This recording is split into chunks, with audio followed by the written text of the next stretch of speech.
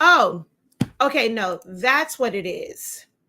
You guys couldn't hear me. You should be able to hear me now because I forgot to add myself to the broadcast. I unmuted the mic. First was the mic. So I've literally been talking for about 3 minutes and no one actually heard me. So, yeah. What I meant to do was do this so it stayed black. But anywho, it's okay. Let's do this. Hold on one second here.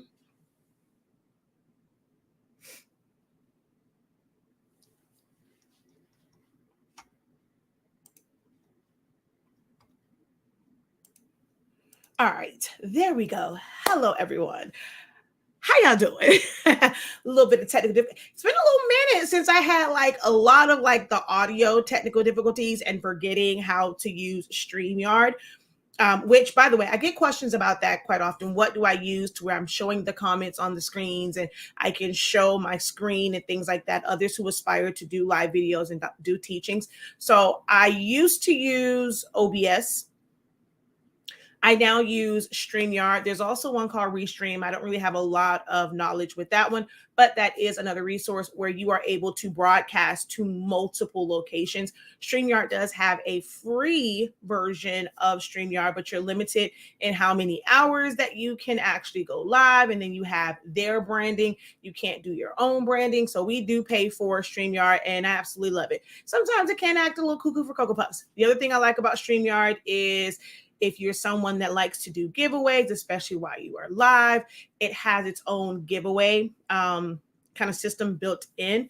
And there's like it's not quite a spinner, but it's like it kind of just filters through and you tell people what to write and it picks up on those entries. So I really, really do love StreamYard. So if you're interested in doing live videos and teaching in this manner, consider StreamYard. And I will post a link if you want to just kind of like check out StreamYard and all that stuff. But that is what I use. All right. But I was having some technical difficulties because I have a microphone that's an Elgato one and it has a little button on the top and I didn't realize I hit it. And I was muted. So I undid that because it gives you like a little red light.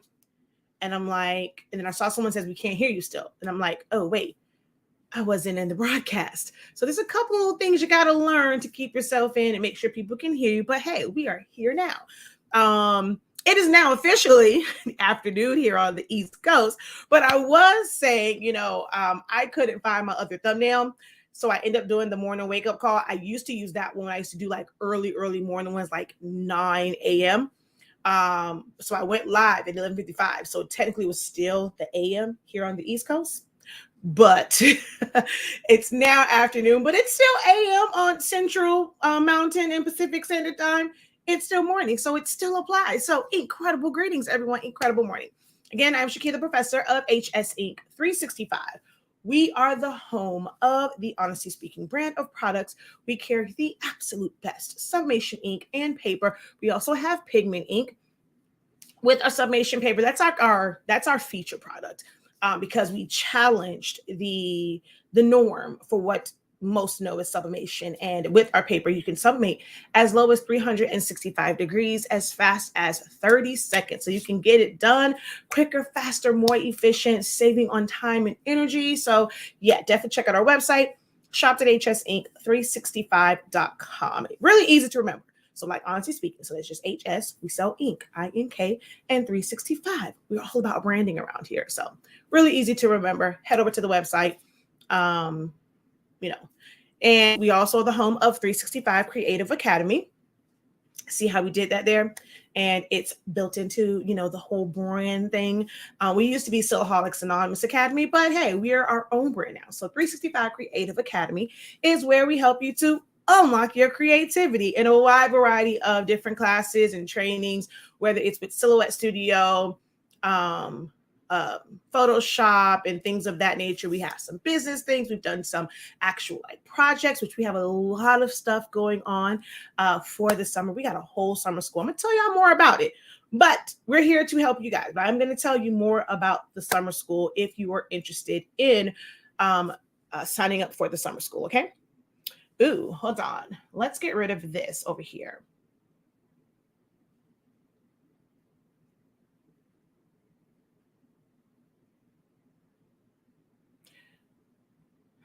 I am doing something that I really don't like to do.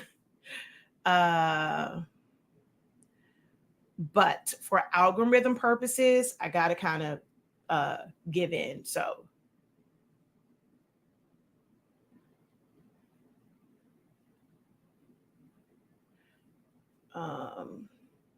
I have to call it a craft business only because of characters on TikTok. So it just says, have a craft business question, ask me. Anywho, so I had to do that. But yeah, 365 Creative Academy, teach all these different things. And I am, like I said, well-versed, sublimation, ego solvent, DTF, designing, business, all those kind of good things. So feel free, if there's a design you're trying to figure out, you're stuck on it, now is a great time to ask those questions. All right. So let's go over here to the comment section and see who's on with us this morning or this afternoon, depending on where you're watching from. Hello, incredible greetings, incredible greetings. You're up when it's up and it's up, whatever that song says. Although I do love Miss Cardi B. Hello. Let's see. It is 5 p.m. in the UK. Hi, Deb. How art thou? Hello. Thank you for checking in from Dayton, Texas. Thank you for the peacocks, Aquisha. Hello. Incredible greetings. Hey, just saying. Thank you. Hola. Hey. Incredible afternoon. Valerie says, hello, Professor. Everyone checking in from Virginia. It's been a while for me. Ooh, we went on vacation, so we are now relaxed and refreshed. Awesome. We're going to go towards the end of the summer because the kids are in summer camp now. So towards the end of the summer, we'll end up going somewhere on vacation and taking a little trip. So yeah, hello. Thank you for joining in from Texas. Hello, Douglas, Georgia. How art thou? Okay. Hello to everyone here over on TikTok as well. As you guys can see, this is our weekly Q&A and help session. So if you have a question and you are in the creative space and you are trying to build a business or just have some extra pocket change, a little mad money, a little side hustle, I am here to help. So feel free to drop your questions, okay? Let's see. Can you use Silhouette Studio with a Cricut machine? No, technically. So you won't be able to design in Silhouette Studio and send it directly to a Cricut machine. However, you can design in Silhouette Studio and save it as an SVG. Whether you have the free version or if you have business edition, because there is a way to do it if you have the free version by saving it as a Silhouette file first. And then there is a website, a third-party application that will convert that file from a Silhouette file into an SVG file. It just cannot have any pixelated, like pixel type images. So no JPEGs, no PNGs, which means like no backgrounds, even from your patterns and things like that. It has to be vector. SVG stands for scalable vector graphics. So it has to be just text or shapes, and you can trace something and fill it with color and save that as an SVG. But it just cannot have anything that has any type of picture that's made up of pixels. But so you can do that the same way that if you buy a file from Etsy or you buy a file from even what's inside Cricut, like their design store or whatever it is, it's the same thing. Someone designed it in a different software and they are making it available to you. So that's how you can do that. I have a lot of students who learn to design in Silhouette Studio from me, but they are actually Cricut machine owners. I personally have 6 Cameo machines. Let's see. Hey, I'm in Photoshop working on a design. It has a paint splatter background and wanting to elevate it more with extra design elements. Any tips? So is it something that is already flattened and you can't really adjust it, or is it in layers?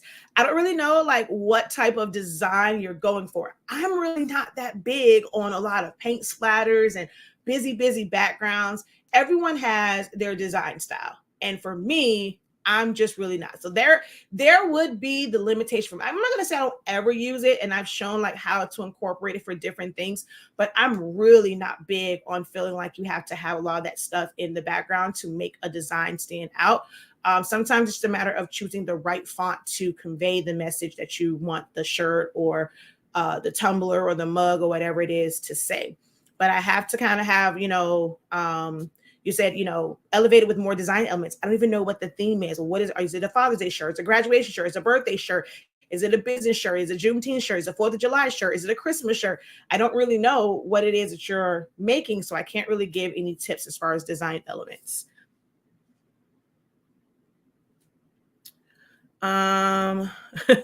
Graduation orders almost took me out.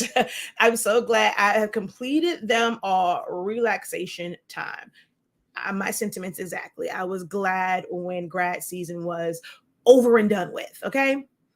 Hey, Ashley, how are you? I'm actually going to be working on your design today. My hero with the amount of silhouette machines, I just got my 4th today. Yeah.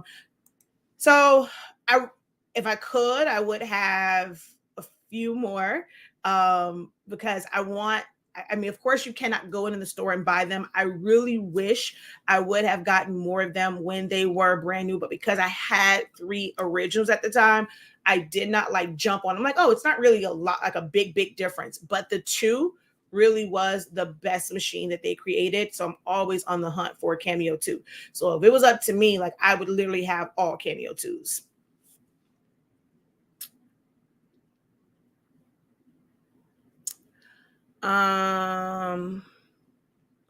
So nope, each element is in a layer. I've added a stroke and some shadows, but I'm up for trying something else.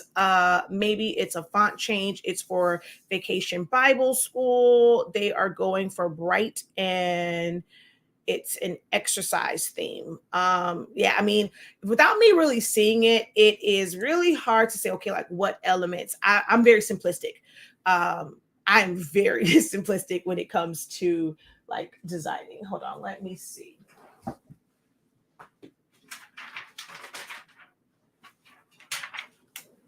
So like when I made this one for like grad season, like I mean, it was just about like the fonts, the outline. Okay, her picture was there. Like I'm a real simple kind of gal when it comes to designing. I mean, I don't really have a lot of my things kind of here, but like, see, I kept it real simple. Like here's a shirt. I think the only reason why I had like a background on this is because it's the background of the, the characters. But I don't really, so some people will have this, right? And then they're going to have like splashes and splatters like behind it. I'm not really, kind of that kind of designer. I mean, do you have, if it's exercise, is it that you want it to have elements of like dumbbells or kettlebells or jump ropes? The type of fonts you choose really does make a difference. If it's exercise, I mean, you want something that is high energy, so you don't want anything that's going to be like really thin letters. So try and find bolder fonts that like just like kind of like energized fonts. You don't have to use fonts that are well, also, I really don't even know how you're going to utilize it. Like, are you doing DTF? Are you doing sublimation?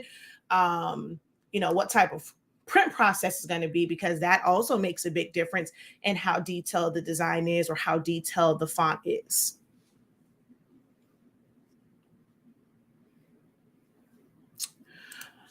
Professor, is there a way to calibrate the Cameo 2 machine? Recently, I'm printing using Silhouette Mats. The size is 11 by 5. I flipped the design on the software and then says print as is. When it prints out, it goes off the page. This happens with both vinyl and rhinestones. Okay, so here lies the issue with allowing the machine to flip it for you. And if it's asking as so what you said, you said print as is, so you are manually flipping it in the software. All right, without me seeing your screen, I really don't know. Like, so I can tell you what the possible things are, which are very small. And sometimes people forget that they have not done this one step. It's happened to me and the print was way off. Do you have, especially with the newer software, like 4.3, 4.4, 4.5, it has a little thing at the top where it'll say like machine none, or like which machine you are using, right?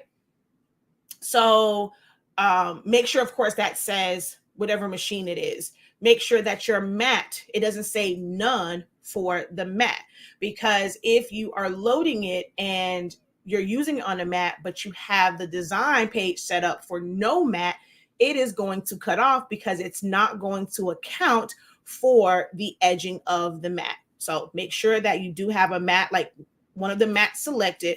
Make sure that your machine is, set to one of the machines, and make sure you're mat, and then just make sure the size. Calibration has nothing to do with a regular cut. Calibration has nothing to do with regular cuts. Calibrating your machine is simply for printing cuts, and that's it. And it sounds like you're doing a regular cut, so that just wouldn't be a fix for you to even worry about trying to calibrate it.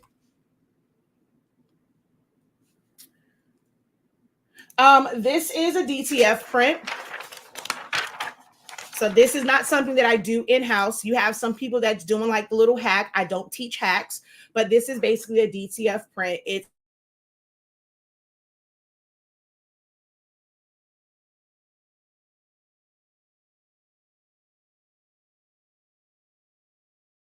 internet is starting to get sick and tired of my computer right now. But it's combined DTG, which is direct to garment, and it's like one of the only printers where there's actually a white ink. It's opaque and you can print to dark garments, because all ink, I don't care what, sublimation, eco solvent, DTG, DTF, cyan, magenta, yellow, they are all translucent. Like they're not opaque at all. The white ink is what brings that in. And then you have screen print transfers. That's a different type of ink because it's not like liquid ink. So their inks, they actually have a little bit of translucency to it, because if you're doing a dark shirt, you have to put a white underbase on it to really make it pop, because some of those colors will come through. But that's neither here nor there. Sorry, I geek out about these things. Sorry, y'all. But they started making screen print transfers where they were putting adhesion powder on the back and then curing it, and it allows you to have transfers. You can have as many as you want, as many as you need. You don't have to like automatically put a design on a shirt and then maybe you don't sell it. And with this, you don't have to like pre-treat, because with DTG, you have to pre-treat. This, you don't have to. So it combines kind of like those two different thought processes. So they print it with the colors first, and then the white goes down. And then whether you have an automatic shaker or you can apply the powder yourself and just kind of, go back and forth, they apply the powder on it, and then you have to heat set the powder to cure it. And then they always say it looks kind of like an orange peel.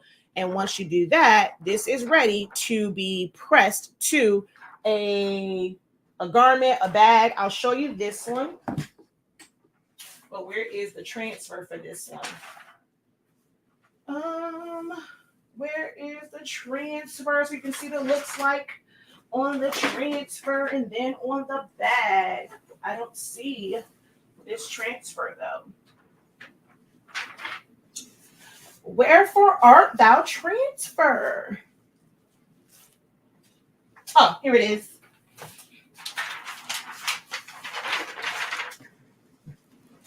So this is what this one looks like on here, okay? And then it was pressed to a drawstring bag. So you can put it on a lot of different things. So that's how that is set up. So that's called DTF, direct to film.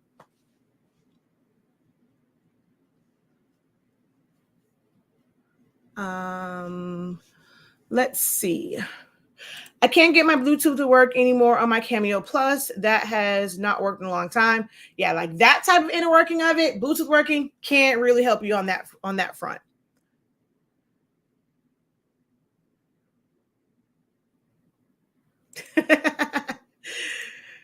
Hello, my love. can't be posting stuff and then, not expect folks to call. Do I have a class on DTFs? So there will be some DTF in our summer camp. We're going to talk about it because it's, as far as like doing the design, if you've done sublimation and you've designed for sublimation, you've designed for DTF. It's just a different printing process. I don't print in-house. So I send my prints off. I outsource. Once you become more knowledgeable in business, you understand that you don't have to do everything yourself. The crafter mindset tells you, I want to do it myself. I want to have all the equipment. Not I said the cat, dog, or the frog. Like, I'm gonna let them people have it for now. Maybe in the future, I'll probably, if I have space and the workload, requires it, but I outsource it. So one of the things that is a big issue is people designing and getting it saved properly and then setting up their gang sheets. So I will be talking about that and going over that in the summer camp. We're going to go through a lot of different things, and it's going to be a lot of knowledge within those 5 weeks. And then I'm going to have some videos just on my Ink Zone YouTube channel. At some point, I will get that off the ground and we'll talk more about it. But there's no real like major class for that because I've taught you, when it comes to designing. If I'm teaching you design, 9 times out of 10, you can use it for any type of print method. So just make sure that you join the design classes. And unless you have a printer, you don't really have to worry about anything when it comes to DTF. Just design it, submit it. You're going to get your prints and you're going to press it. That's it.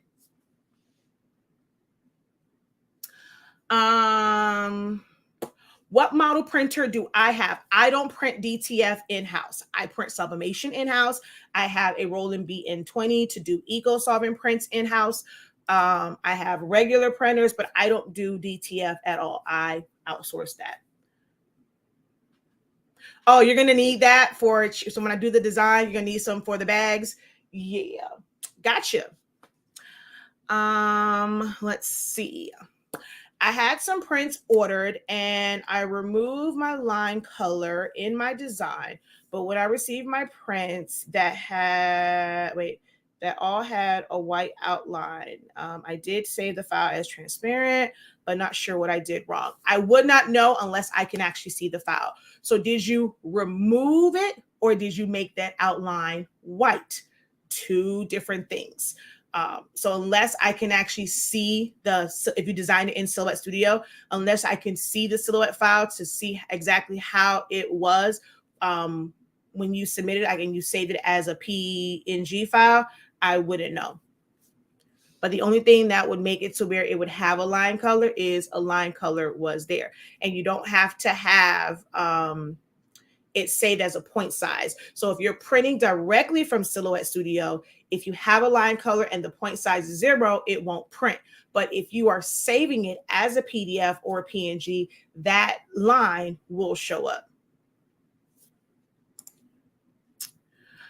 I've made an SVG and it cuts out fine on my Cameo. So then it should cut out on Cricut and other cutting machines. Good. You're asked a question. So, because you said then it should cut out. Yes. So yes, it should cut out on any machine. Now, the only thing is like, depending on how you set it up, if you did it as like, let's say you had like score lines, or you had like perforated lines,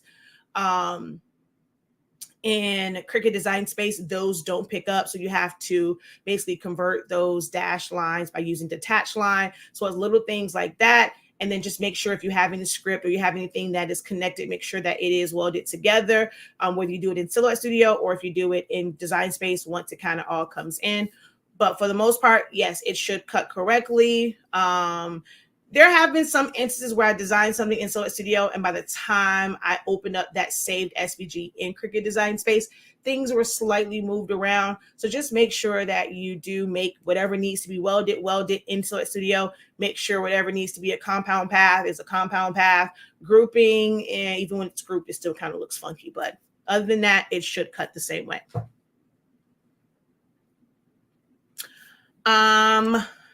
I gang in Photoshop. Do you recommend anywhere else to build a gang sheet? I build mine in Silhouette Studio. So I set, like for me, because that is my primary design software, I literally set everything up in Silhouette Studio. Now, I do have to use Photoshop because most of these places refuse to take a PDF, which they just have to open up. So I'm not sure if they're going straight from the PNG that you send and they're just putting it in their RIP software, but they require a PNG. And so from what I told, like, that's the file format that those RIP softwares take. So I set everything up. I save it as a PDF.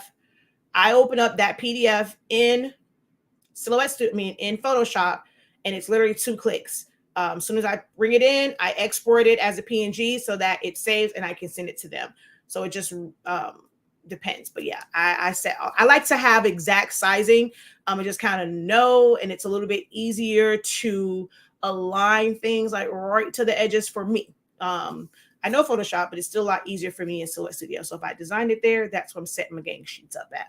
But people have said they have set them up in Photoshop. They've set them up in Affinity Designer and Photo. And some people say they have set their gang sheets up in Canva. But Silhouette Studio and Photoshop are my programs of choice.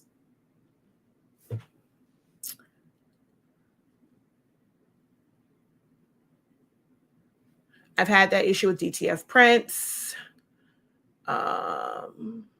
Yeah, was it like just a slight outline? If that's the case, and was it around the whole thing? Was it off to one side? Because I have actually had that happen in some prints, and it's just that their white layer is off in how it's printed out.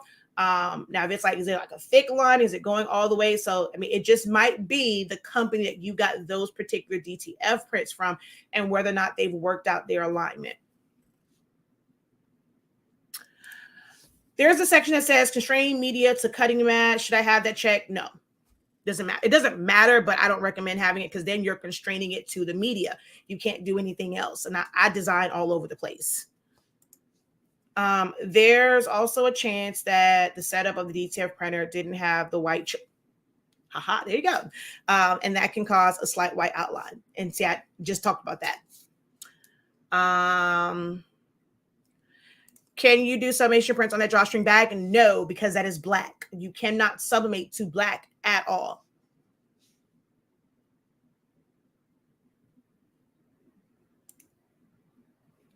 Your video helped me yesterday. I'm definitely a procrastinator, and today I'm working with my timer to get these orders out. Yes, I love it when you guys come back and let me know that my words of advice, although some said they are harsh, are very helpful.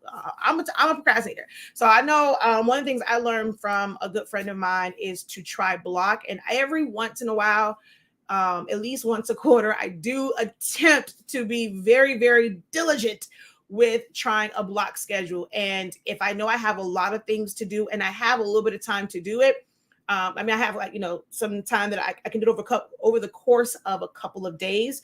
I will do what's called block scheduling. And let's say, okay, I'll work on designing. So however many designs I can get done in an hour and a half. If it's, if I had to do 5 designs, but in that hour and a half, I got through 2.5 and I wasn't quite finished. As long as I'm at like a good stopping point, I'll stop that and I'll move on to the next thing. Like then I'll work a little bit on marketing. I'll work a little bit on like answering email, so creating a schedule and being okay with this is a hard cutoff time. If I'm not done with whatever it is I'm supposed to be doing during this time frame, I'm done and I need to move on to the next. So I try that like literally every quarter. When it gets kind of hectic, I do try the block scheduling because if not, it won't get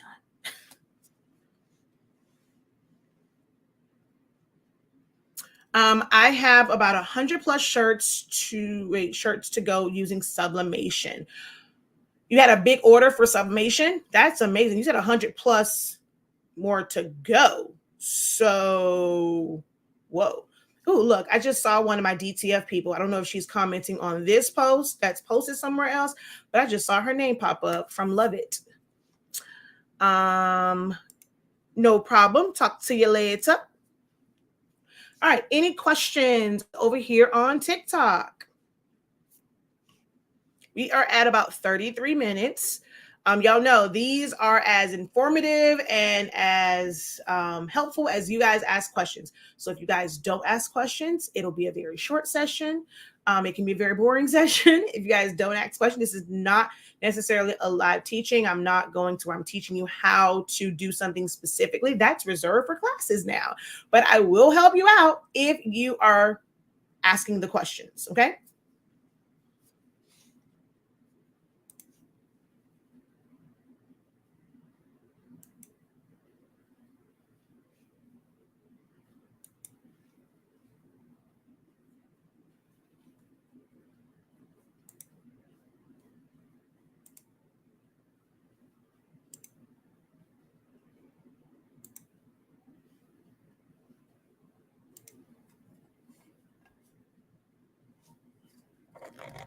You just sent me a message. I don't see it just yet, but I don't know. On my computer, my messenger hasn't been like the greatest. So I will check it on my phone when I'm done. Oh, let's see. Oh, she was commenting on my DTF post. Let's go back over here. Hello, how are you? What are you teaching today? I am teaching on whatever you are asking about. This is our weekly Q&A session.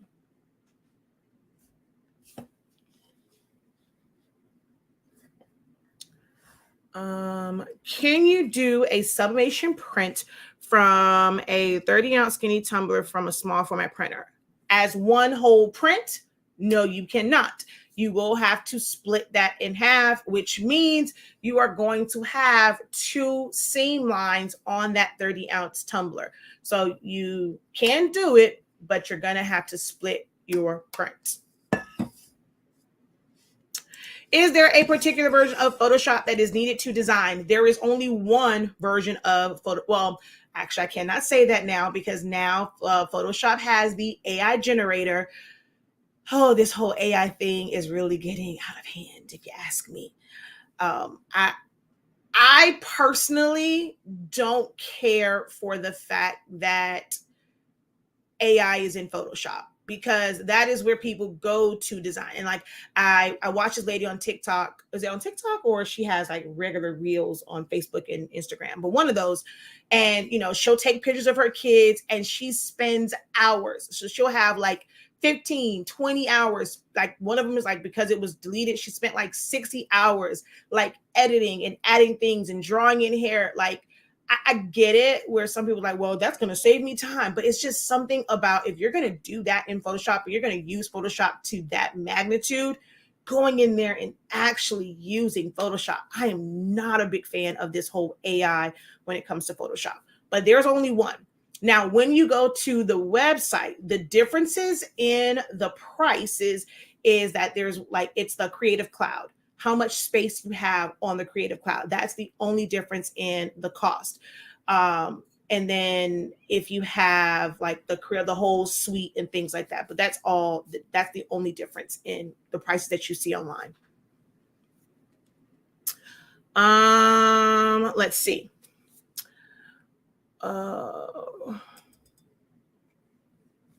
Love it having used the Photoshop version. I don't like AI. Yeah, I'm not a big fan of AI. The taping is the only thing I struggle with. Will using wider heat tape help on the seams? So for seams, I actually prefer painter's tape instead of heat tape. People used to use horses to travel all the time. Now we have cars. I don't think that's the same. It's not quite the same. What's the best plan to start with? So for me, I use the Creative Cloud, but not a whole lot, right? So I don't need to have a lot of Creative Cloud storage space, because I have a 1 terabyte hard drive. I have a 4 terabyte cloud drive. I also have I think it's either 16 or 12 terabyte, another WD, my cloud. And then I also have like Google Drive. So I have a lot of areas to be able to store things at. So I don't necessarily need the Creative Cloud. The Creative Cloud actually gets on my nerves. I'm going to tell you why. Saving to the Creative Cloud grinds my gears. If I'm designing something in Photoshop, and let's say I want to have two different versions of it, if I went and I saved it and it was automatically saved, like let's say when I saved it, it was saved to the Creative Cloud, as I'm making changes to it, it is going to automatically change that file. And that drives me crazy because my intentions might be to save it as a different file. But I no longer have the original because it is continuously overwriting. And that, like, if you go like to the little home and it brings up all this stuff, it is continuously overwriting there. So it drives me crazy. So I'm not like, there are certain things like my one for like my thumbnails. I like that's like ease of access. I don't have to go look for it on my computer. But a lot of the designs I don't like Creative Cloud. When I'm doing obituaries, I cannot stand it being saved to the Creative Cloud. But that's like, so for me, if I tell people they just want to just kind of try it out, they have one that's $9.99 a month. Oh, not, I keep saying $9. I think it's $19.99. $19.99. And it's under photography plan. And it's either $9.99 or $19.99, one of those. And it's just like, I want to say it's like 500 megs of storage versus like the 1 terabyte, something like that. But yeah, either $9.99, $19.99, that works fine. The Photoshop is the same. Let's see. I hate that little watch update that keeps popping up on my phone. Okay. I'm going to talk about the summer camp. Give me a moment. I already talked about the photo. Both y'all had the same question over here and over there.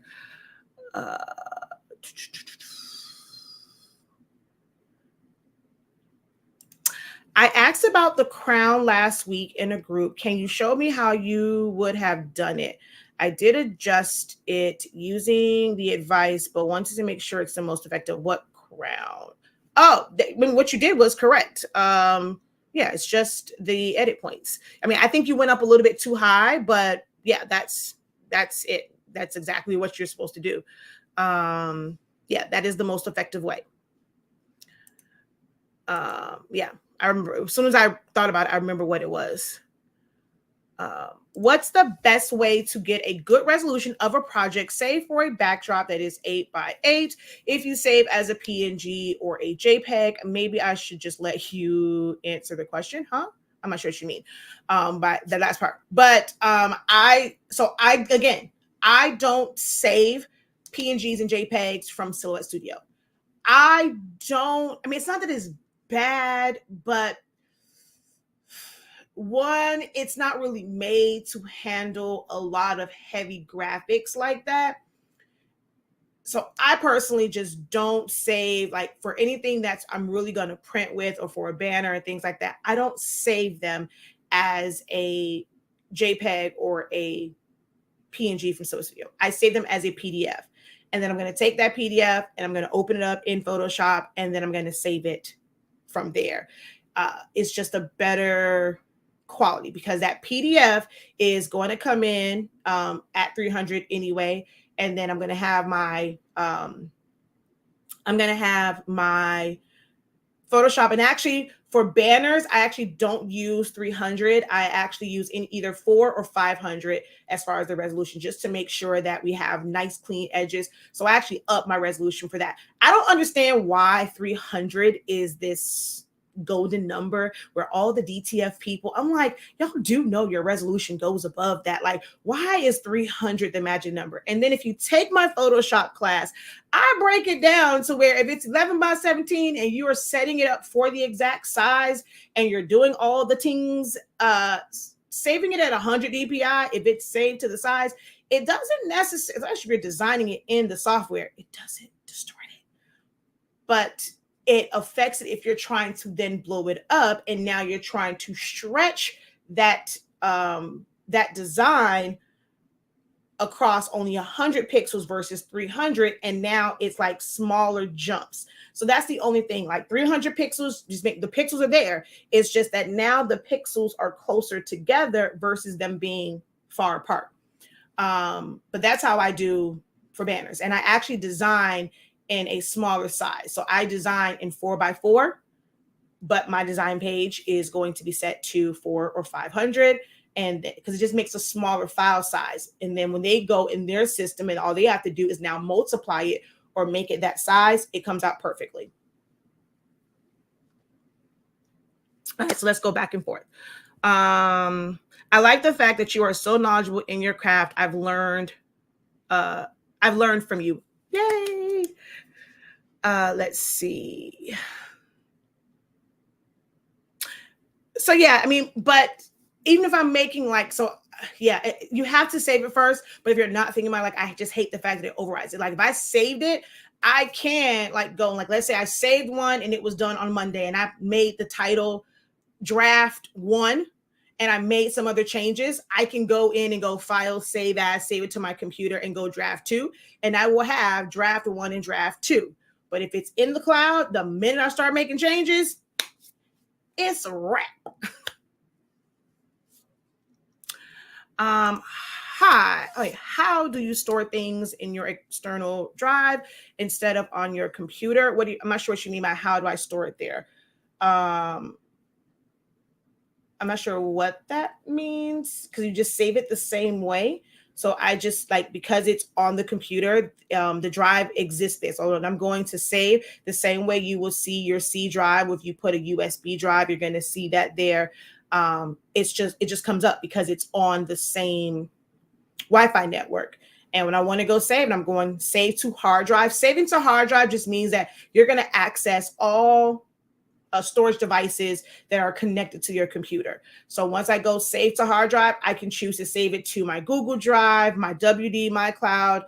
My old school one allows you to map different ones. So on that one, I have like one for the customs business. I have one for like just our business in general, like all of the business things, tax things, receipts and stuff go there. I have one that's for the academy. I have like different, I have it broken down like that. And so I'll just choose which one I need it to go to, and that's segmented.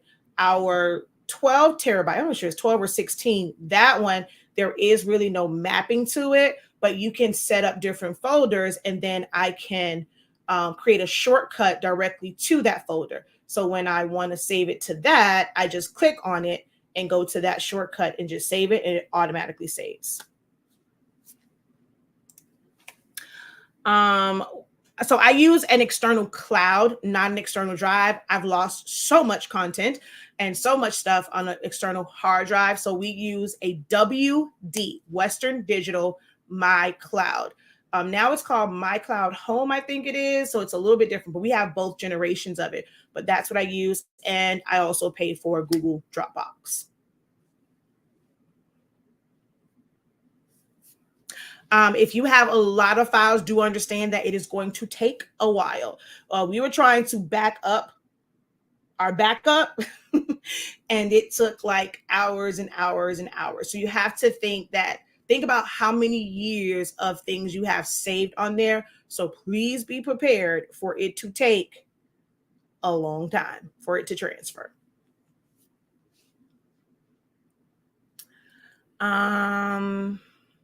So it is $9.99, the basic one. Okay, I knew it was somewhere in there. So then what do you save it as from Photoshop? A PNG, well, if it's a was your question about the backdrop? So as a backdrop, a JPEG, because I don't need any transparent areas to it. It's going to be solid. So that is when you save something as a JPEG, if you don't need any transparency to it.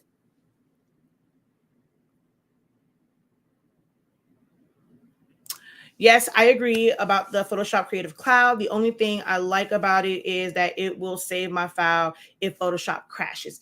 But even if it's not even if it crashes, because you do still have the auto recover. So that does still come up. Like if it crashes, I end up getting the auto recovered one. But yeah, as far as like, man, obituaries, it's annoying. What class do you recommend after the 30-day challenge? It depends on what it is that you're trying to do. At that point, you want to now hone in on what it is that you want to learn next. So if you're trying to if you just kind of want a glimpse at like all types of designing, the crash course, because we went through like text designs, things for like banners, if it's pictures, understanding depth, recreating from, you know, inspiration and templates like from other designs. So the crash course would be a good one. It's like if you want to focus specifically on creating SVGs, then the SVG 10-day, 5-day, 10-day, one of those challenges. If you're someone that wants to do party favors, then we have the party favor, because then we go into design, understanding designs and understanding how to get your main elements, design whatever your biggest file is, like your biggest size. And then now you have all those elements, and then now you can figure out how to shrink it down and resize them and reposition them. So that's great. Even if you're not into doing chip bags, water bottle labels, things like that, understanding how design works and how to take it from one template to another, it's a great learning experience in that.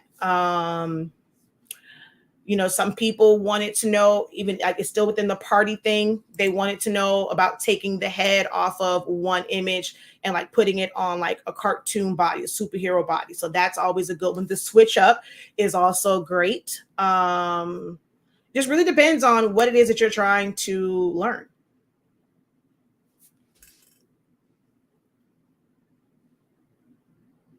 All right, so someone asked up here, where is it? Let me actually pull this up real quick about the summer camp.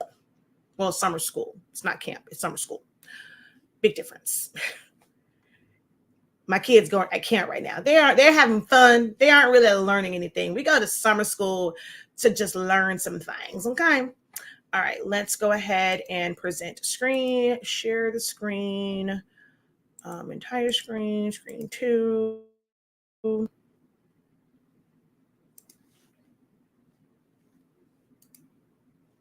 Okay, so summer school, the Creative Business Summer School will run from June 26th through July 28th. It is 5 weeks. It is currently slated. Depending on how many students we get, it may change. But it is currently slated for 3 days a week. Tuesday, Wednesday, Friday. I said that right? Yeah. Tuesday, Wednesdays, and Fridays is what is currently slated for. Because I have something else planned for those who may not want to do that, or it's like too much of a commit, like too much of a financial commitment.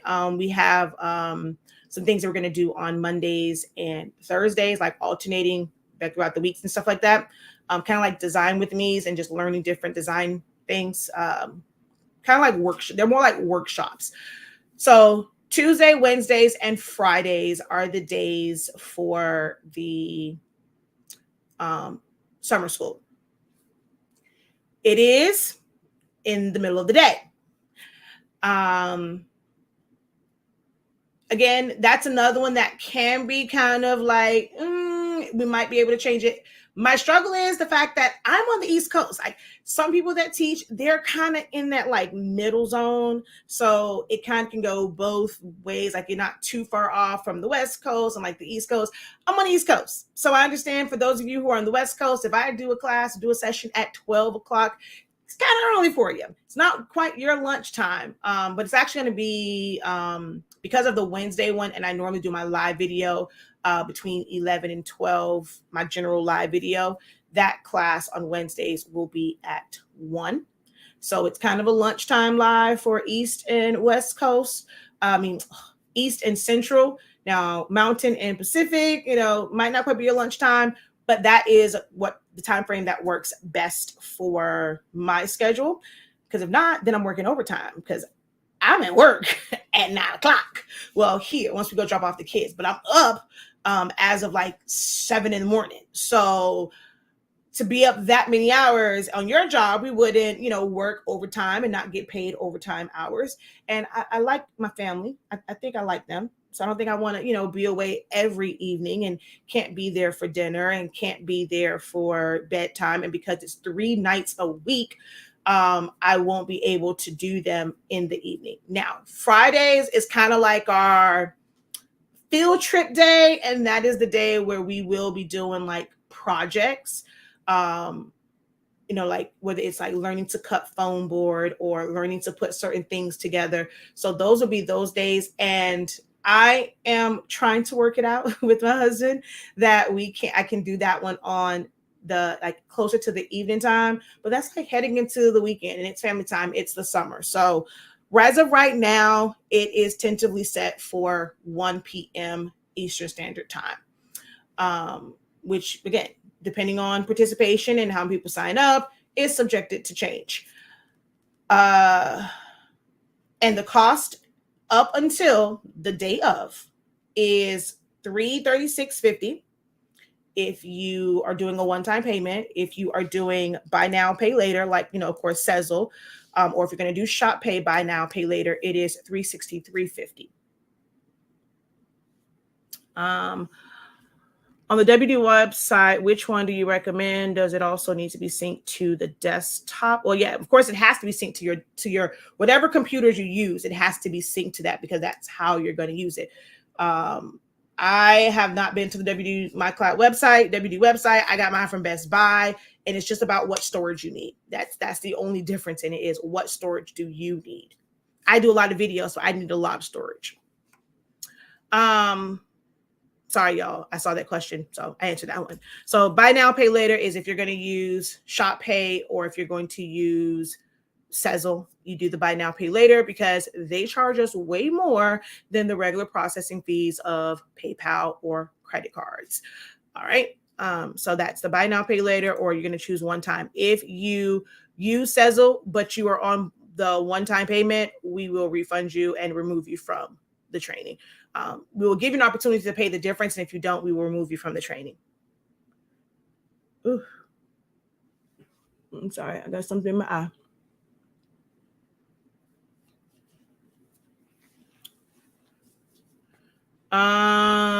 The sync function will be discontinued this month for desktops. I don't know. I have to look and see what you're referring to when it comes to that. So what all will the summer school include?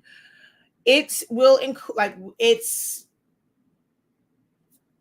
summer school, kind of like a summer camp base though, in that it's a lot of different things, right? So like my kids are in summer school and each day they're doing a different task. Like they have movie days, they have certain days for games, they have people that come in and do like they paint pottery, they do painting, they do different things.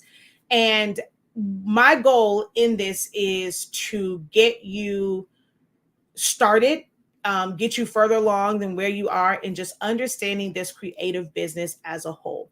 Some of the days will be talking about business. Some of it will be, hey, let's sit down and have a real conversation. Kind of like this when we still have Q&A and you guys can ask questions if you're concerned about like marketing, if your marketing isn't working, the things that are frustrating you, you're trying to figure out time management and things like that.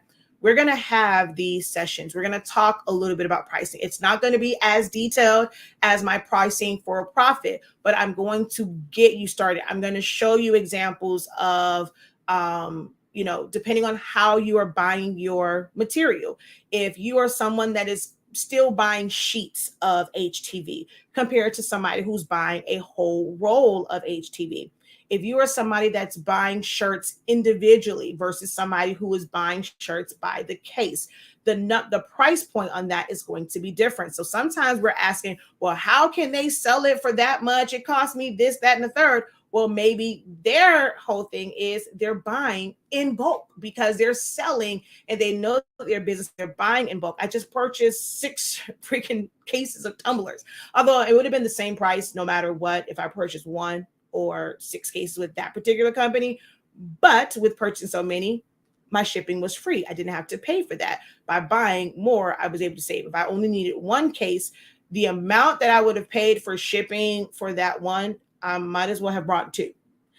And I think maybe after, I'm not sure if after 2 or after 3 cases, then it would have been free. But yeah, 1 case, I would have had to pay shipping anyway. So I might as well use that. So it's just a mindset thing. we're going to talk about this. Like I said, we're going to have some business things. We're going to have some design and designing and looking at designs from of course, my program of choice, Select Studio, some Photoshop, some Canva, showing the differences in it. We're going to talk about DTF because that's a hot thing right now. There are some things that are pros and cons to it. One of the major ones is, I see people talk about gang sheets all the time. I love her, but I see like, what's her name? Oh gosh, can't think of her name right now. But like she'll post a picture and it's like she was standing, I think, on a couch or a chair, and it was like this long thing of DTF prints. Harpo, who finna cut that down? That's a lot of work, especially when like people, their mindset is with DTF is to do a gang sheet and just fill in every nook and cranny. But that's a pain in the ASS when it comes to cutting it down. So now it's having real conversations and real eye openers. And is it worth it to try and cram everything in there if it's going to make it to where you're going to spend more time cutting? Now, if you don't have a lot going on to you, that's going to seem like nothing. Oh, whatever, I can sit here and I can do it. I can just take the time to cut it down. But if you have a whole bunch of them, you have this long big gang sheet, like I've seen some of them people print and then send off to their customers.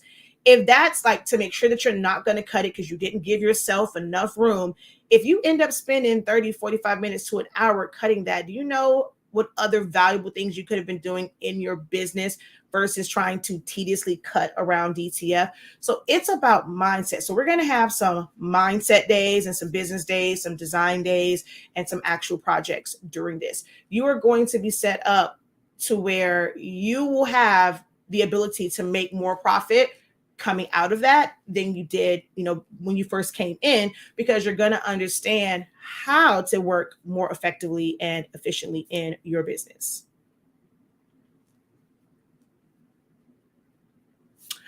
So none of there's no enrollment to where you're in the academy and you get access to like every class that comes out. Now, if depending on how many classes you have taken, it can be a combination of them, and you may not need it, especially if you've taken a lot of different classes. Are you applying those things? As much as I would like your money, if you are applying anything, most of the stuff that like in class that you already have, don't jump on this one as if it's gonna, just be different, unless it is just that you want to be able to attend live. Like maybe all the other classes you've taken, you're looking at the playbacks and we're just not quite as disciplined to just go back and watch the playbacks versus, okay, I know I have to be in this class at this particular time. That's a little bit different. But a lot of the stuff is things that we've talked about. Like I said, if you've done the crash course, it's going to be some of the same things in there. If you've done the SVG course, some of the same things are going to be taught in there. It's all the same. It's now just giving people an opportunity where it's really a lot of those key classes that I've done kind of like in one nice little package for 5 weeks.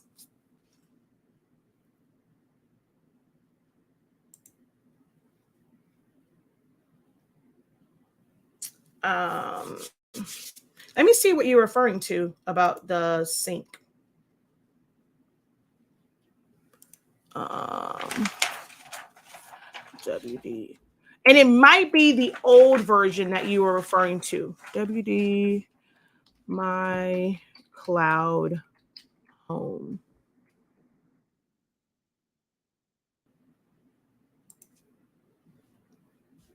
All right, so was it...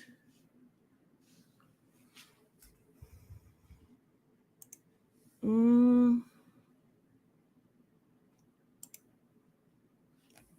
right, let's see. Where did you see something about desktop syncing being, what did you say? It's going to discontinue this month. Where did you see that at, and which one were you on? Because normally they send out emails and I hadn't heard anything about that.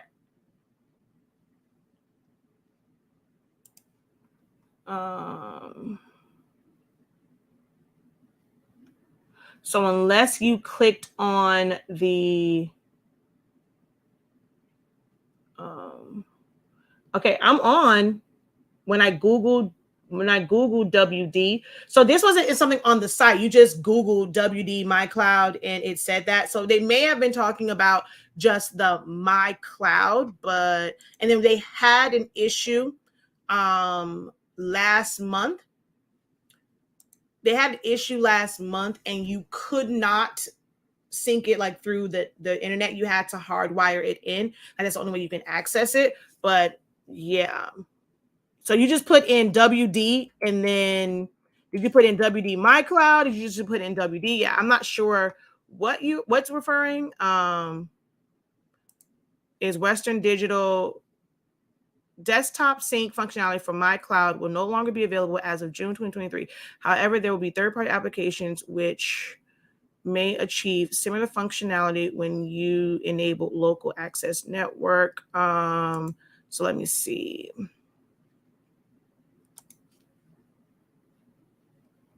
Okay. All right, I'm gonna actually I didn't mean to pull this over here.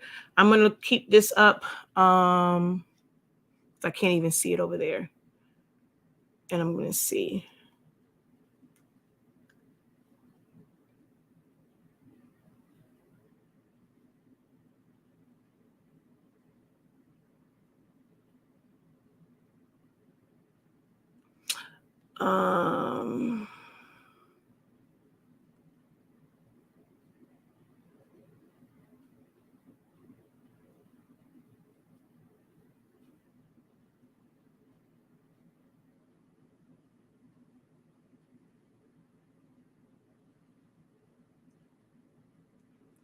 Oh, it's saying the remote access.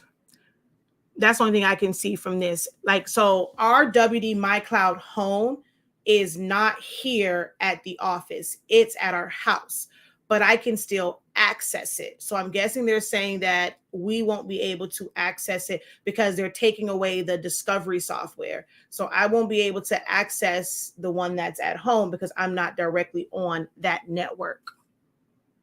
Yeah. WD Discovery will no longer support My Cloud home devices. There will also no longer be any new releases or security updates. We will discontinue all development, including critical security updates and technical support. A new version of operating systems, as new versions of operating systems are released, these features might stop working and will not be fixed. Oh, wow. WD Discovery will continue to function and be supported for other compatible WD storage products. If you already have the WD Discovery installed, you will no longer be able to mount your WD My Cloud home device as a local drive. However, users can use local network access. So local network access for more information. Yeah. So to me, that's how I read it. I cannot set it as just a drive. I can still do network access, which is what we do with the one that's here.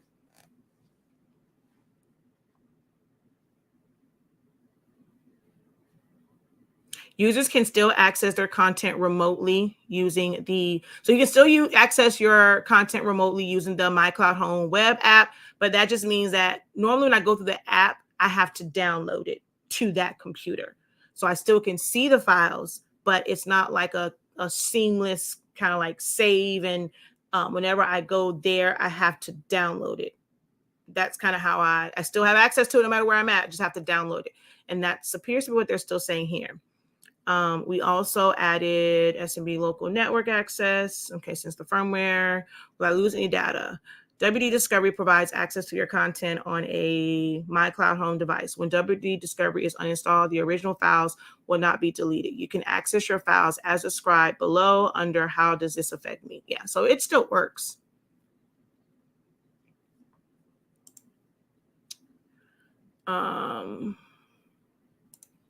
Okay, so hello there. I design in Corel. I'm not friends with Photoshop. Well, you cannot compare the two. Corel Draw is a vector-based software. It is equivalent to Illustrator. Photoshop and those are not the same. So if you prefer to design more in a vector-based format, and how you can do certain things. Like if you are big into like 3D, that's like better in the vector space than it is in Photoshop, because how you'd have to do it for Photoshop and then kind of like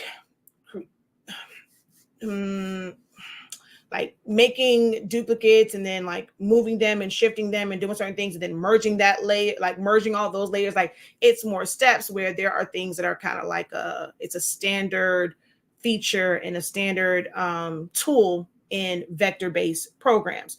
So programs like Adobe Illustrator, Corel Draw, Affinity Designer, Silhouette Studio, Inkscape, those are all vector-based.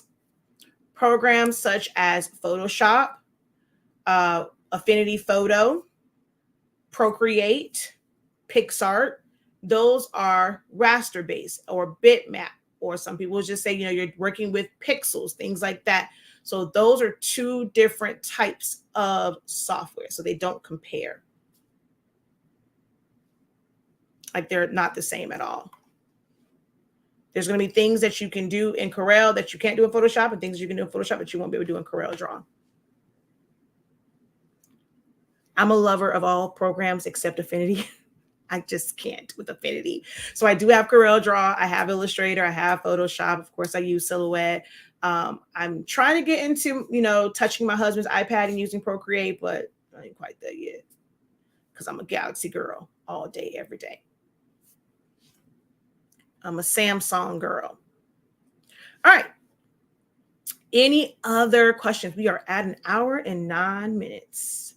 Any other questions? The cost of the summer school, like I said, it does go up. All right.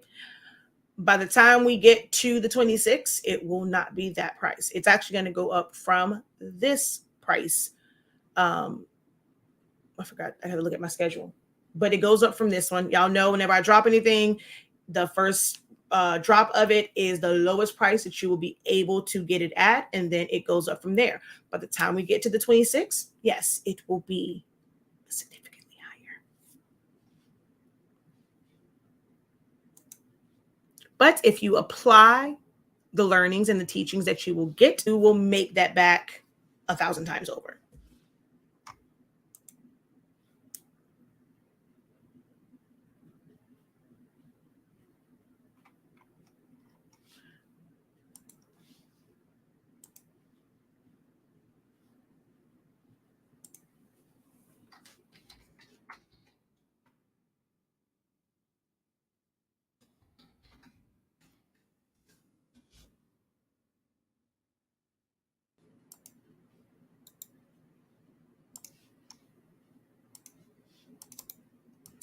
I forgot I had this and I forgot to bring it up. So not sure if she is still on, but we're going to go back over here and you guys will get to see a little bit of, because I felt like we didn't go to Silhouette Studio at all. So I have to do something over here.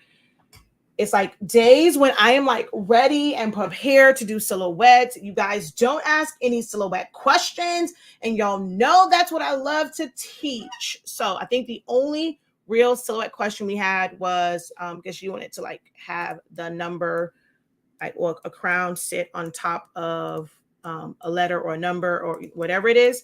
So we're going to go over here to trace. And we're going to do a trace and detach on this.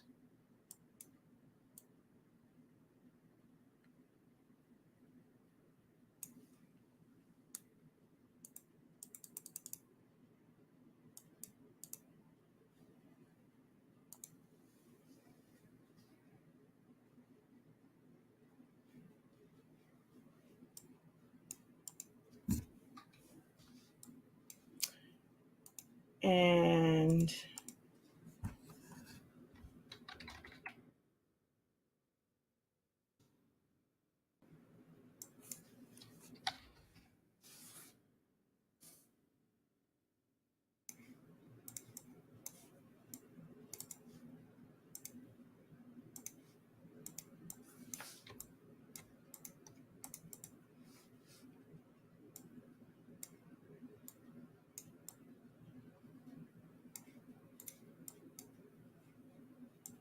So there is a front and a back to this.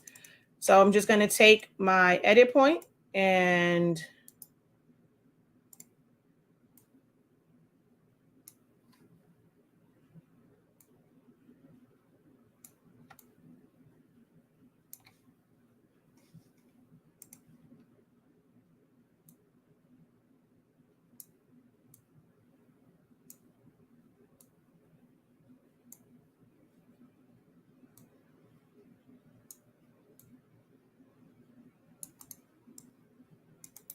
bring it to the front. And I'm going to shrink it down.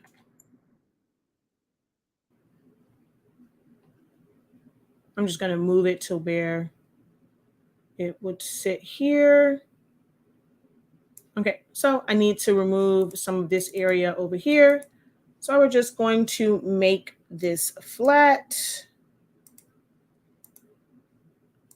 Still need to move it up a little bit.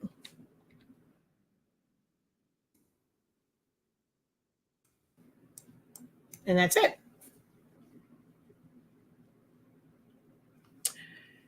He is fine. Well, he's at camp, so I can't really say how he's doing. I'm going to say he's fine. But he was okay when he went into camp. But he's at camp, so I don't know. What about Monday and Thursday? What about those?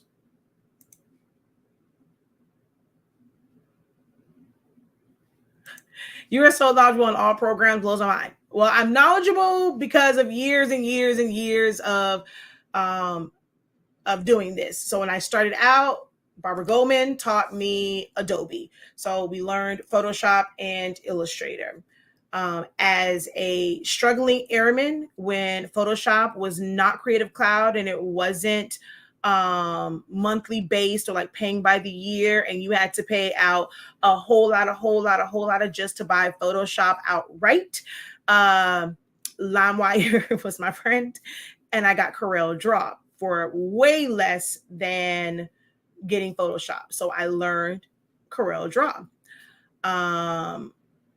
And then once I no longer had Corel Draw, by then Photoshop had the whole Creative Cloud thing. So I did that and I worked back in Photoshop and Illustrator. And then eventually 9 years ago, I was introduced to Silhouette Studio. So it's been years and years and years of learning those softwares. As tentatively as of right now, they are afternoon sessions. So they are scheduled for 1, only because Wednesdays I go live between 11 and 12. So the class is set for 1 p.m. Eastern Standard Time.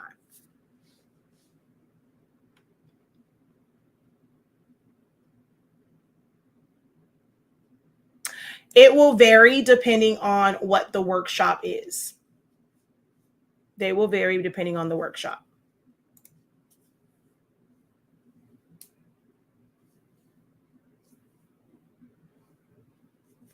Edit points are my fave because I like the pen tool. So yes, I don't ever say like lose a tooth because it's not like he loses it, but yes, he has his first missing tooth.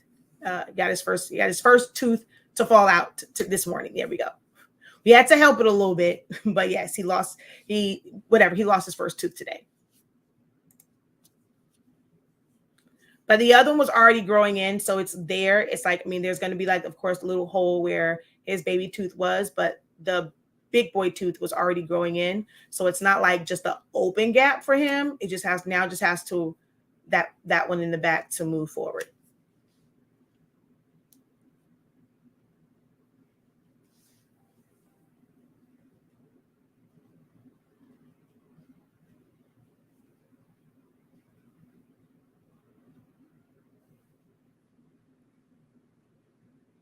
All right, so if there are no other business-related questions or Silhouette-related questions, we're going to go ahead and close out. Uh-oh. Here we go.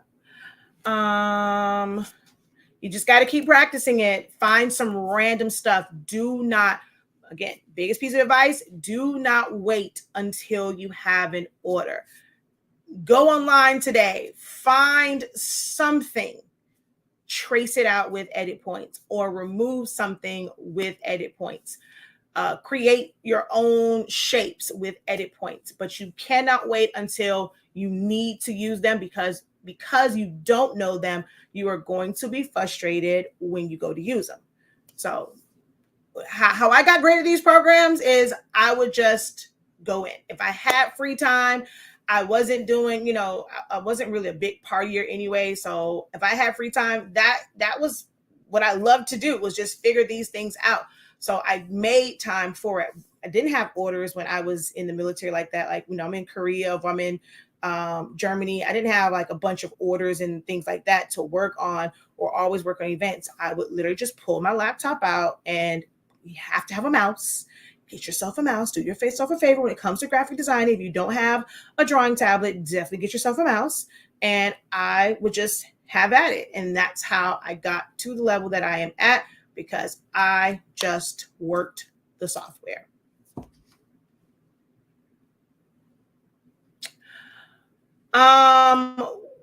So it's not the same, like it's totally different. Now, the bachelor's program, we met every single week for over a year and a half.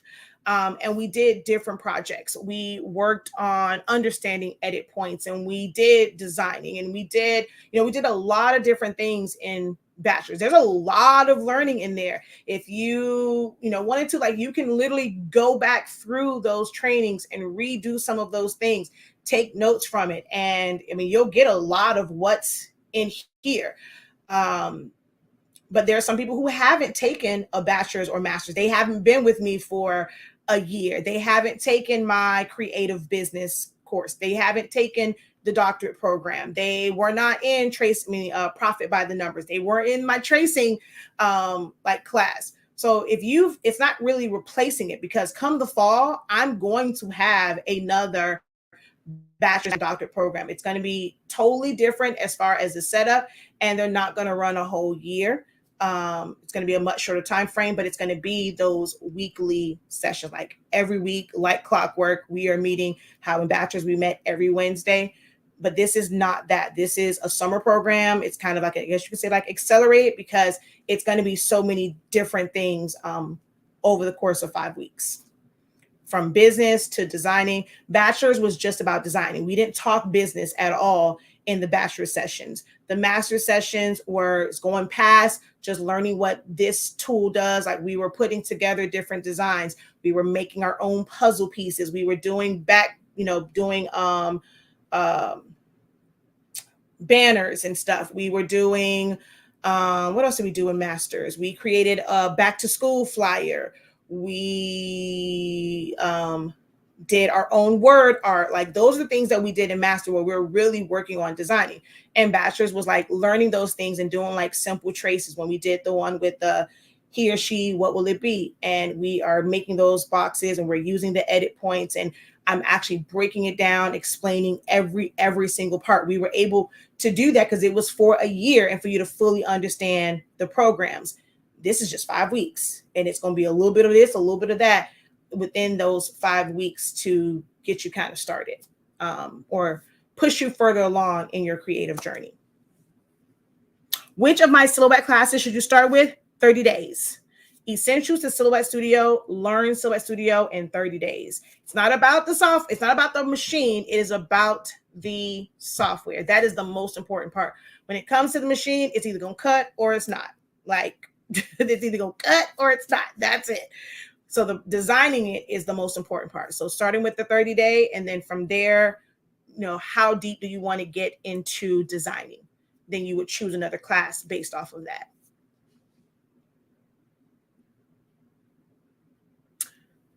Ooh, for which group? Because when did you do it? Because I looked at it. Normally I always see it. So unless you just did not put the code there, because normally I've looked at it. I didn't see anything like really, really pending, but my team normally does that for the student union. And if it's on the 30-day one, I'm actually trying to figure out how to archive that one, because So that's why I put it on there for everyone to join the student union. Potential spam. Yeah, I have no new members requests for the student union.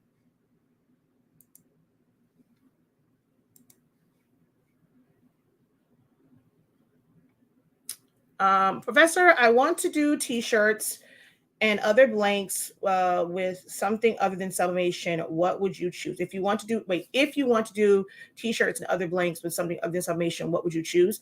So I mean, there's a lot of different options. One of the newer ones I see people are using is the UV DTF.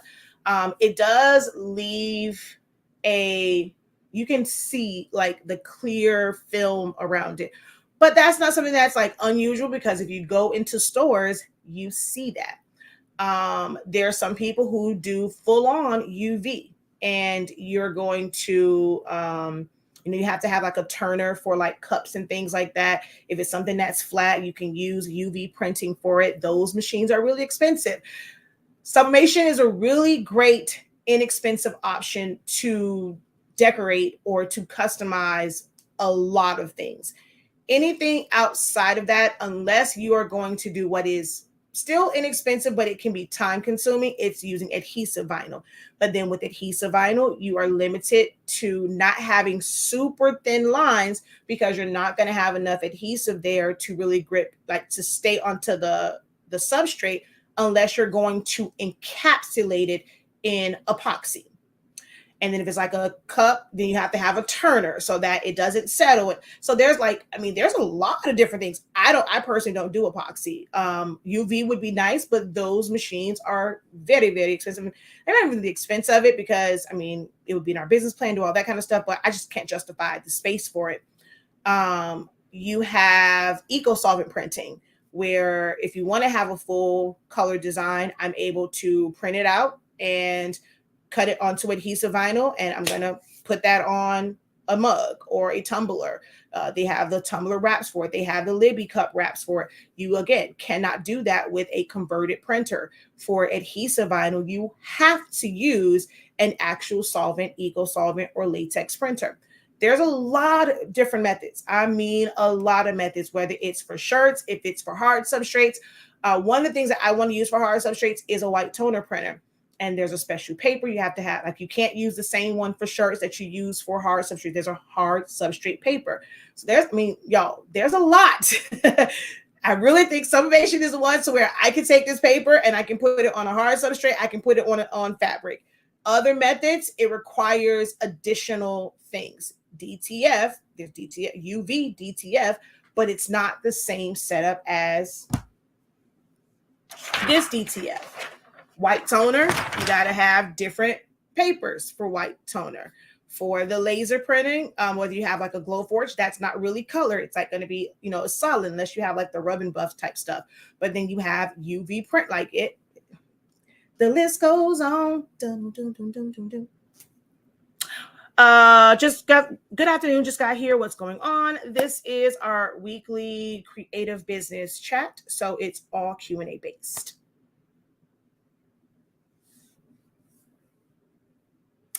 So it is a code. It is in the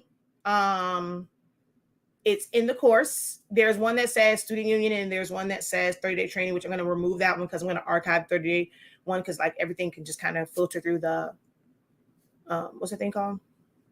Student union. But it's there. You guys just have to make sure, like someone said, I don't even see 2 classes. That means you did not read the welcome. Everything is outlined there for you.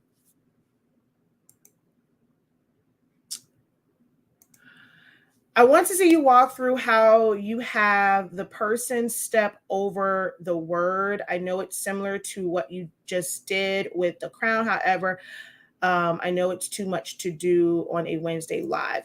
Stuff like that, you either have to find the video.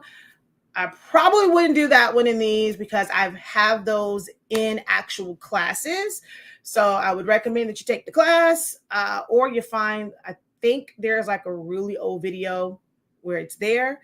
But yeah, it had to be either you're in a class or you ask that question, so where I can show it in quit video and to reinforce it in the student union, but you got to be registered in at least 30-day training, because we do go over that in the 30-day training.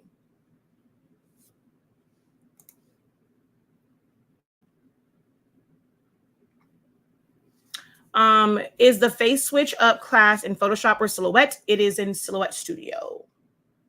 The only things that are Photoshop are the ones that say like the Photoshop for image editing and things like that. Actually, I'm trying to think, did I show a little bit of Photoshop in that one? I mean, it's basically the same. You have to isolate the face. So in Silhouette Studio, it's edit points. In Photoshop, although you can brush certain things away, you're not going to get a nice clean line on it. So you're going to have to use your pen tool, or you could use like the magic wand and kind of have it go to the edge and do it that way, and then do the layer mask. And then you're just going to literally resize it, put it on top. What is the most important part to take away from the face switch face off is understanding the images that you are using.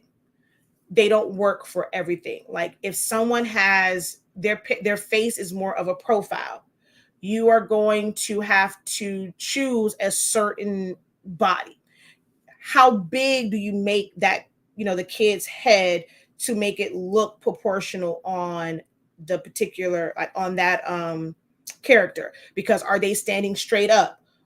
Is it where their top half is coming forward and their legs seem kind of back? Is it reversed? So that's the most important part to take away from that, is not just paying attention to removing the head and putting it there. It's taking those notes to know, like if your client sends you a picture and it's their baby, the only one, like they just like their smile in it, but they're turned like this and it's a full front like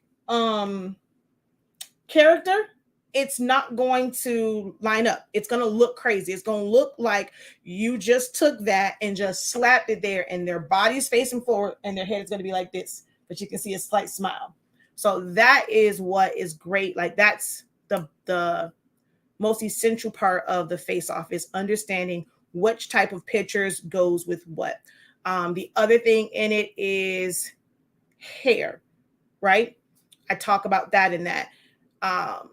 It's not as bad for boy pictures unless like they just have really long hair, or if they have like braids and stuff. But like, let's say if they had braids and in the picture, their braids didn't go straight back to where you can still see them, but you have the ears and you have a nice cut. You can make a nice cut on the face. If the picture was they had braids and they were coming forward, you have to then again be mindful of what type of picture you're going to put it on and how you're going to cut it out, because you're going to need to really be strategic in having those braids show on the front of that character. If it's someone that has like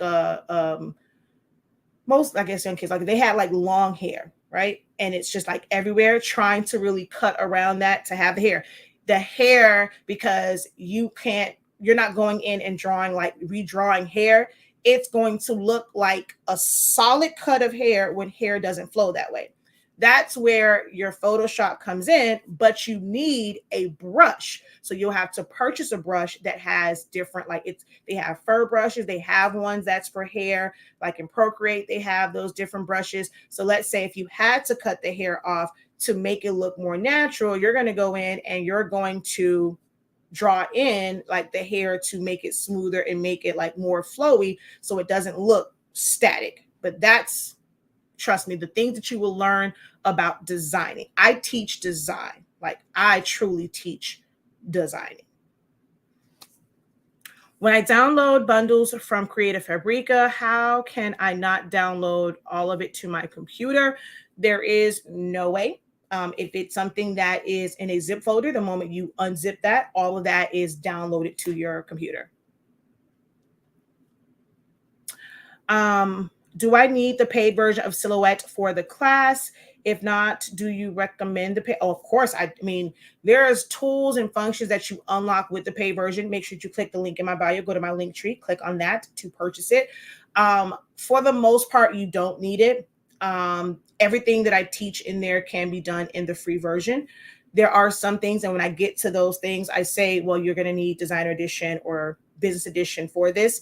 Like if I am using my center of rotation to anchor something and rotate it so that it fits better, you do need designer edition or business edition for that.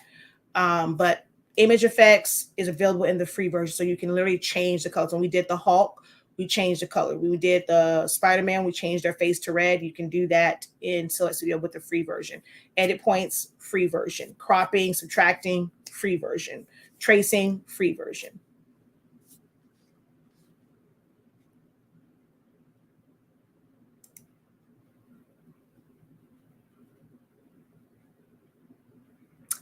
I just want to be able to offer something other than polyester shirts for my shirt jobs. DTF seems kind of toxic to produce in home. But why you have to produce it in home? Is it that you haven't found anyone that's local to you? Do you find yourself that you're doing a lot of last minute jobs to where you can't wait, maybe a day or two to get detailed prints? Because like my prints, I can put it in and I can have it basically within, sometimes it's like almost seem like the next day, but like within 2 days, I can go and pick it up from Florida Flex. It's not toxic at all to do it at home. The reason why, it's a powder, right? And so just like with anything, if you have baby powder, they'll tell you that that's toxic and because you're breathing it in. So once you go, when you're squeezing that or whatever, or like the powder is coming out, and like the dust from it, if you're breathing it in, they'll tell you, hey, that's bad. But you can't really stop that when it comes to baby powders. So it's like, okay. So some people, when it comes to shaking or putting it on there, some people will put that, put their mask on to avoid breathing it in. When it comes to the curing process, it's on heat and it requires a high heat. Now, some people put it underneath their heat press. There's not a lot of danger in that, but with the ones that are on the machines, it's filtered out because that is high heat.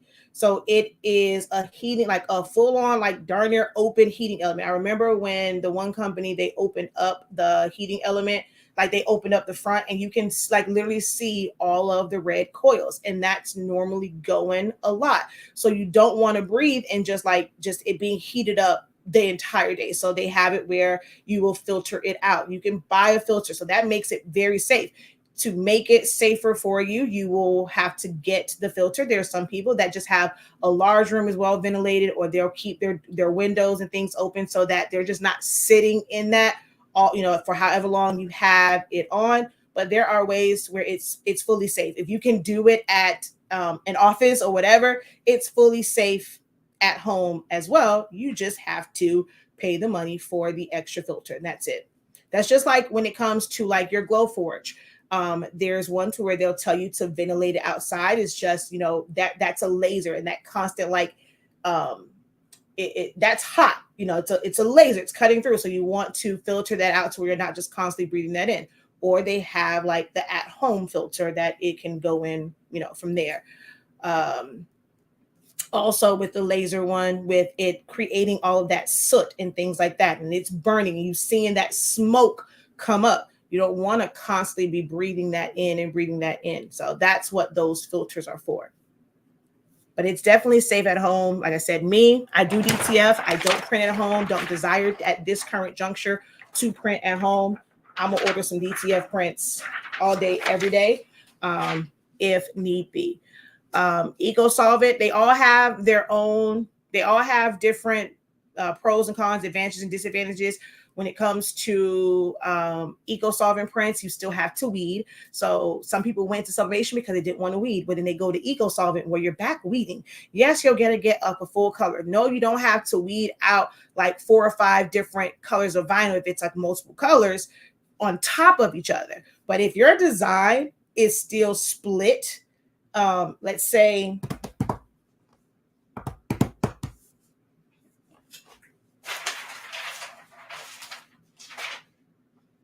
even this. If I did this on EcoSolvent, guess what? I still got to weed out around here. I have to carefully weed in between all of these like leaves and stuff. I have to weed out the center of the O, the R. So I wouldn't like with, well, this is fully colored in, but like if this was, let's just say a solid like color and then the brown outline with regular HTV, you would have to weed both the gold and the brown. Where this one, it just printed, so you're just weeding once versus weeding twice. But something like this, where it's printed and it's all loose, these are two different colors. You would have still had the way that you would weed this out would be the same if you did eco solvent prints or if you did HTV or if you did adhesive vinyl. You're gonna have to weed out all around the leaves. You're gonna have to weed all around the trunk, and you're gonna have to put them down. And then with eco solvent, because you can pick it up as one, you're able to do it as one press versus, okay, I got to pick this color up, put it down, press it for 3 seconds, take that off, line the other one up, press that for 3 seconds, take that off, line the next part off. So that's like, it will eliminate steps doing this as an eco solvent print, but it's not like it really cuts down a lot of weeding depending on what your design is. So if you're trying to, if your whole thing with sublimation was to avoid weeding, going to eco solvent, solvent, or latex, you back weeding, like straight up. And if you're doing minimal weeding because it's a really big design, it's still gonna feel heavy. So yeah, every method has its pros and cons, advantages and disadvantages, which we talk about in the t-shirt business roadmap. I talk about 12 different methods to do apparel.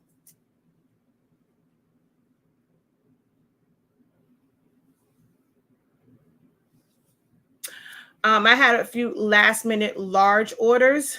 When you say last minute, is it like same day, 2 days? Because if you order from places like 613 Originals and Stalls Transfer Express, they ship out the next day. There's no minimum, and they literally ship out the next day. And they have, I know, 613 Original, they have one place that ships out of Florida. I forget where the other place is. Like, I think they still ship from Jersey, I think, too. I don't think they have an option on the West Coast just yet. But Stalls, like, they are also the other one where you place the order, it can literally be shipped out the very next day. And that's just on you. And then it's like, you know, you charging that to your customers. If you want to have it get to you like next day, you should already be charging a rush fee anyway. If they're that last minute, they're going to have to pay for the rush shipping on it to get it next day. And you just build that into your cost.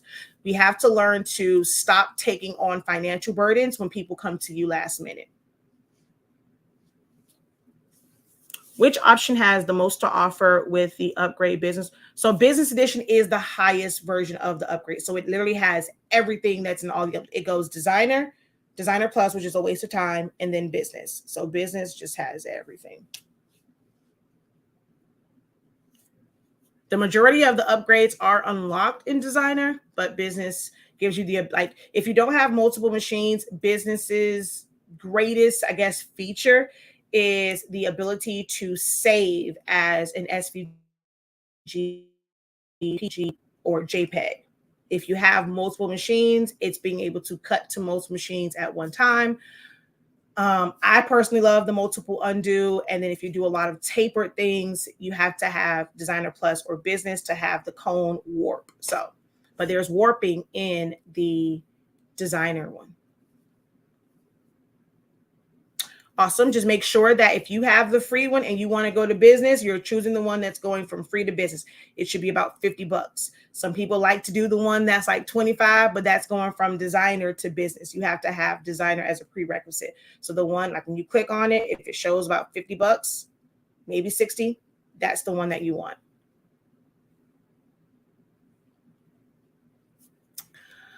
Which version do I prefer for Select Studio? If you're meaning the number, I use 4.3.370. 4.3.370.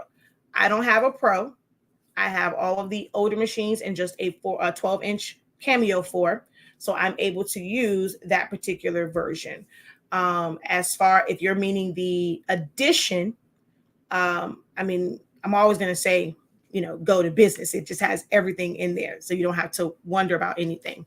But as far as version, that's different between addition and version, two different things. You are very welcome.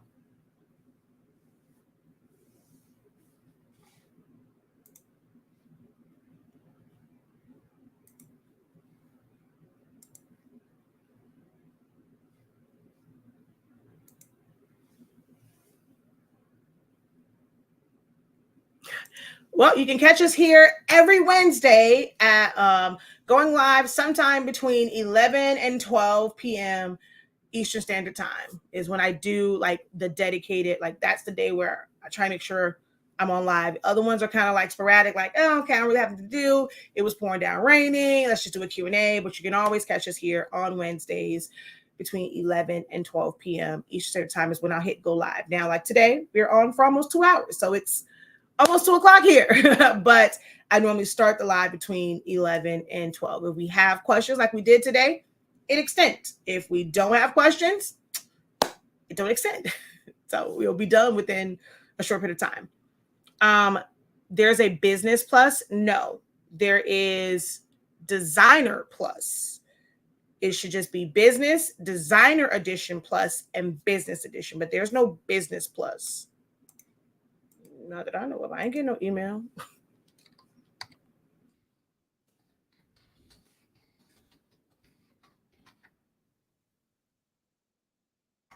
Let me make sure now before I go and say something, unless they don't did, which I cannot imagine them doing a business plus because they ain't first got the regular stuff. Did not have no business plus. Need you to fix certain things with the regular old program.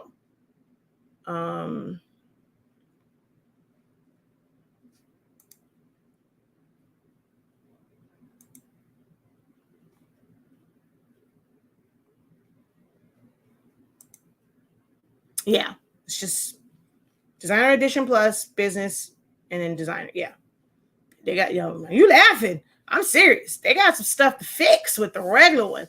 So they sure enough can't have no business plus. No, work on the base program first.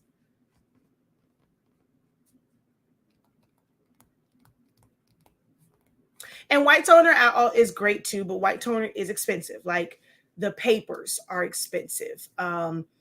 Depending on what size you want to print, that ranges from about 10 to 13 just for the printer itself. And then the papers are mad expensive because it's 2 parts. So yeah, it's an investment. It really is an investment if you're looking into white toner. I want white toner for hard substrates. I don't plan to really do the whole A and B for shirts. I want white toner just for hard substrates.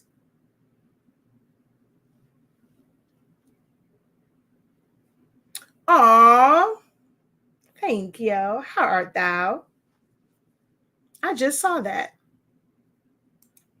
All right, y'all know for real though, this time I'm out of here. Y'all make sure that you go and check out the product line. I'm telling you, you won't. Let me take this off. Hold on. I'll let you see. Come off.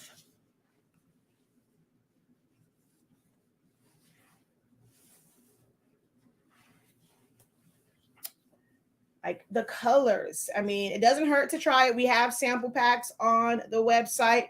Those colors are everything. Everything. Okay. So definitely, guys, go check it out. If you enjoyed this, one of the best ways to just say thank you is to visit the website. Don't come over here just taking all my good information and don't support your girl. Because I'm gonna go back and see. Did y'all like this video? Because y'all really did not come through over here on TikTok with the likes. I'm telling y'all now. Today y'all didn't come through with the likes, but make sure you guys are liking the video, sharing the video. If you aren't going to buy something, if you aren't going to sign up for a class or anything like that, at least support the platform and share it out with some folk. Send a super chat, send some stars. Okay. Yeah, she says the paper can cost you $3 to $6 per job for small format, not large format, small format for white toner. That paper is expensive.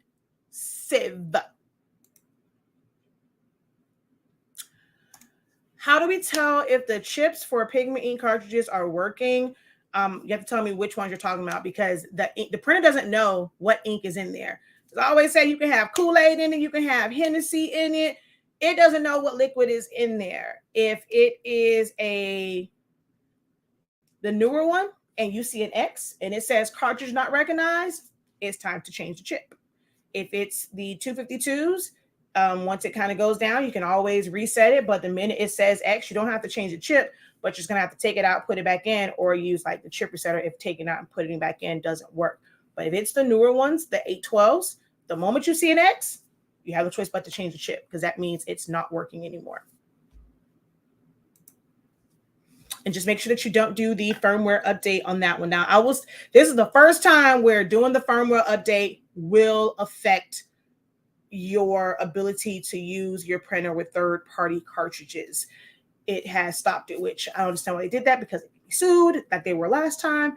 But some people are experiencing where none of the colors are working. Some people are experiencing where one or two colors may stop working after the firmware update. So this is one of the times where I say don't do the firmware update if you're using third-party chips.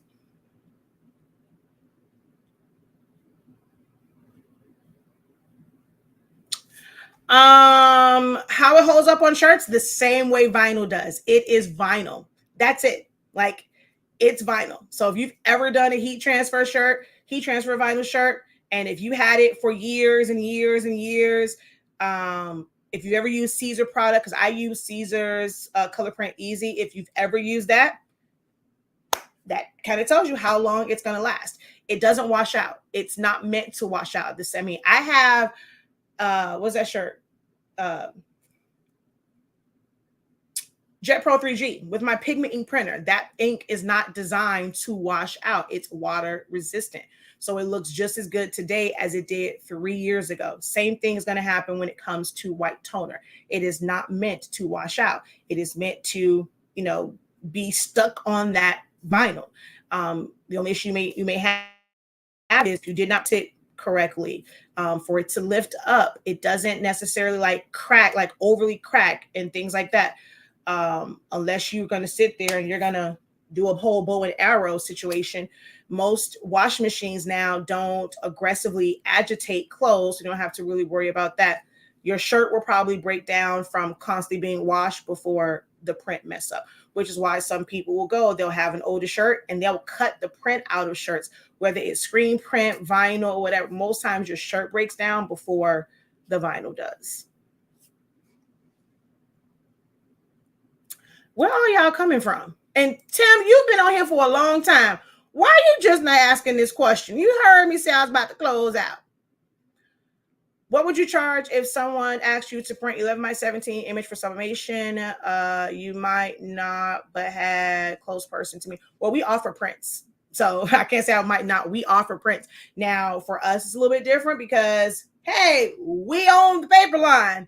Our cost is a little bit different, but you just have to think about it. 11x17, if you're buying it from us, it is what, $30.65. So that's what, 30 cents a sheet, depending on if you had to pay shipping or not. Let's just say, that's the part that's always kind of like you either consider your shipping cost to just be a cost of doing business, and you're kind of like all of your orders kind of take care of that. Because let's say you're someone that ordered a case from us. The amount for that shipping compared to buying each one of those individually would be different. We don't offer free shipping, so you ain't gonna get that over here. we just don't offer free shipping. But the cost of that shipping for that whole case and how they're going to calculate it versus you paying $9 per pack. So 10 packs are in a case of 11x17.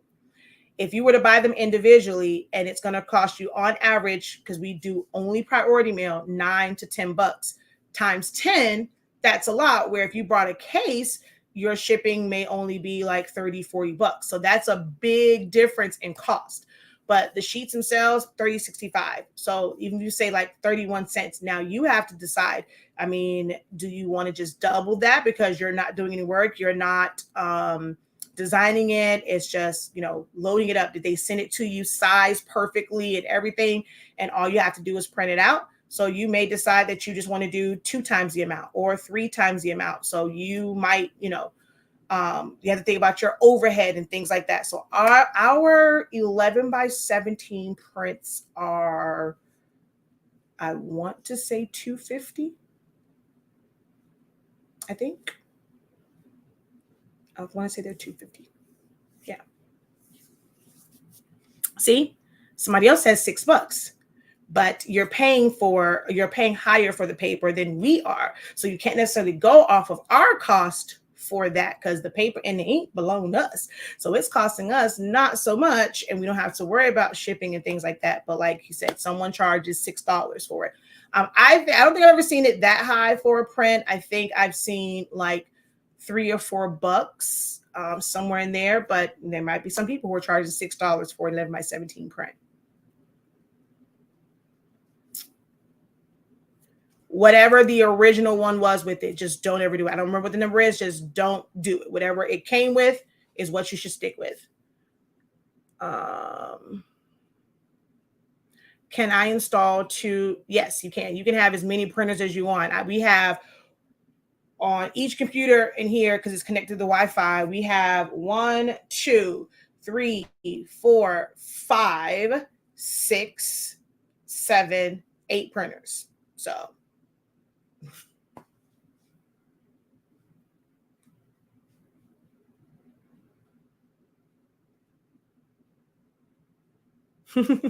yeah, $3 isn't bad. I mean, they're designing, all you're really doing is just printing it out. So sometimes things can happen where the print may mess up if you happen to have like a situation where your ink is acting dumb and things like that. So you don't want to make it to where if you have a mistake, you are now in the red. So you want to, you don't want to account for it, but it's, it's just a print. You have to also think about what it is that you're going to put it in. So if you're printing it out and they're like, I have a guy that comes to pick up his prints and he just has like the regular print. But if you're going to put it inside of a poly mailer, you're going to put it in a box, you're going to put it in a padded envelope or the hard envelope, you have to then account for that. So at that point, it's no longer just the print. How you're going to give it to them is now also a part of that cost. So if that mailer or whatever it is, if it's a clear mailer, if you want a rigid one, if that costs you 50 cents, that is added on to the cost. If that was $1, that adds on to the cost. So it's not just about the print unless it's going to be print and they're going to come take it in their hand.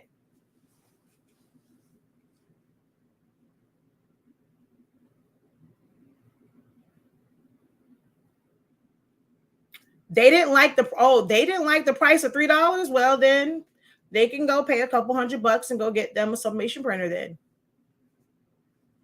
Yeah, they didn't like your price. Okay, go find some. Get somebody else to do it. Yes, I'm still here.